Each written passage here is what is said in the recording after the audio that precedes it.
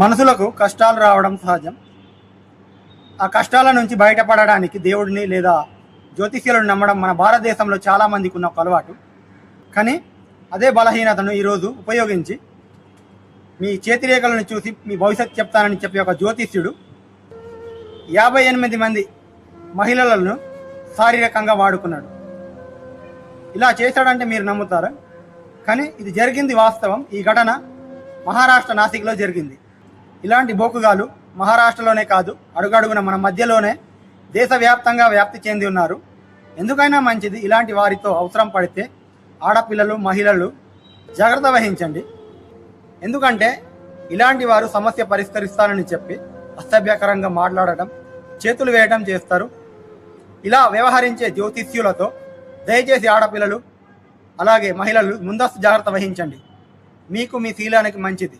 లేకపోతే మీ బలహీనతను ఆసరాగా చేసుకొని చేతిరేఖలు చూస్తానని, దోసలు పోగొడతానని నమ్మించి వలలో వేసుకుంటారు. అందుకే చెప్పేది జాగ్రత్తగా ఉండండి. అయితే మహారాష్ట్ర నాసిక్లో ఏం జరిగిందంటే, అశోక్ కరాత్ అనే ఒక జ్యోతిష్యుడు తను వాడిన కుతంత్రాలు ఏంటంటే, జ్యోతిష్యం పేరుతో చేతిరేఖలను చూస్తానని చెప్పి మహిళలను నమ్మించేవాడు. అలాగే దోసలు పోవాలని పూజలు చేస్తానని నమ్మించి తీర్థంలో మత్తుమందు కల్పించి మహిళలను స్పృహ కోల్పోయేలా చేసేవాడు. తర్వాత తన ఆఫీసులో, ఫామ్ హౌస్లో రహస్య కెమెరాలు పెట్టి స్పృహలో లేని మహిళలపై అఘాయిత్యాలకు పాల్పడి వాటిని వీడియో రికార్డింగ్ చేసేవాడు. ఆ తర్వాత బ్లాక్మెయిల్ దుర్మార్గంతో ఆ వీడియోలను చూపిస్తూ బాధితులను భయపెట్టి లొంగ తీసుకునేవాడు. ఈ విషయాలను ఒకవేళ ఎవరికైనా చెప్తే వారి కుటుంబ సభ్యులకు కీడు జరుగుతుందని, ప్రాణాలు పోతాయని చేతబడి పేరుతో బెదిరించేవాడు.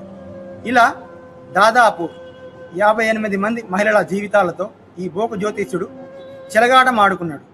కానీ మనసి రహస్యంగా ఎంత పెద్ద తప్పు చేసినా ఏదో ఒక రోజు దొరకాల్సిందే.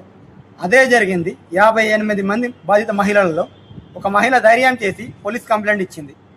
ఆ తర్వాత ఆ బోకు జ్యోతిష్యుడి మీద కేసు ఫైల్ అయింది, అరెస్ట్ చేశారు. ఇప్పుడు పూర్తి స్థాయిలో కేసు దర్యాప్తు జరుగుతుంది. రాజులాగా విర్రవీగిన జ్యోతిష్యుడు ఒకసారిగా కామాంధుడిగా దొరికిపోయాడు.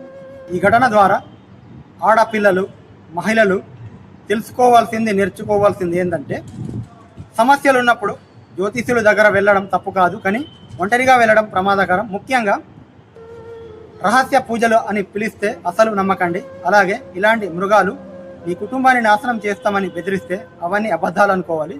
ఒకవేళ నమ్మేసి భయపడితే వాళ్ళు ఇంకా రెచ్చిపోతారు. చివరిగా ఒక మాట, భవిష్యత్ మార్చేస్తామని చెప్పే ఇలాంటి బోకుగాలను నమ్మే ముందు ఒక నిమిషం ఆలోచించండి. కష్టాన్ని ఎదుర్కోవడానికి ధైర్యం కావాలి, కానీ ఇలాంటి మోసగాల కాల కింద వాలడం పరిష్కారం కాదు. గుర్తుపెట్టుకోండి.